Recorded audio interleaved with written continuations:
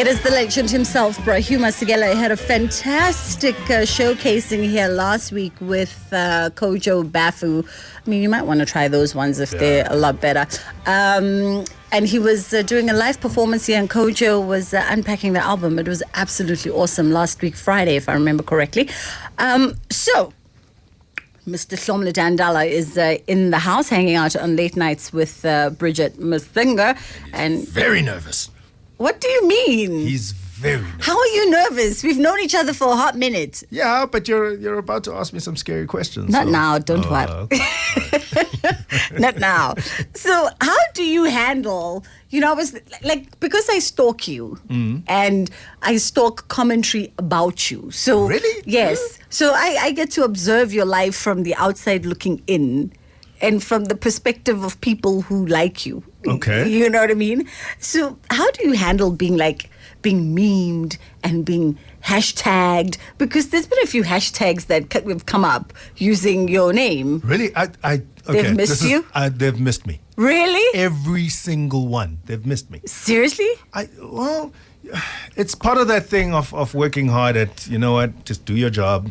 But you're so active on social media. I know, and part of it is being active, but don't go in and find out what people think about you, because that whole notion of don't scroll beyond the first 10 comments type thing. Yeah. I just don't need to know that, because next thing you know, I'm gonna start liking it, and then I'm gonna need to keep on liking it, and now people are, and then the second I don't have it, now I'm feeling empty inside. No. You just reminded me of profound words Maya Angelou once said that took me a minute to sort of take them in and digest them, because they seem so simplistic, but they were so deep in their meaning. She said, don't lay it down and you won't have to pick it up. Exactly. And I was like, exactly. That makes sense. Because if you're going to invite all the good and the fanning and the celebration of you, the day they hit you with the negative, you have to be as receptive.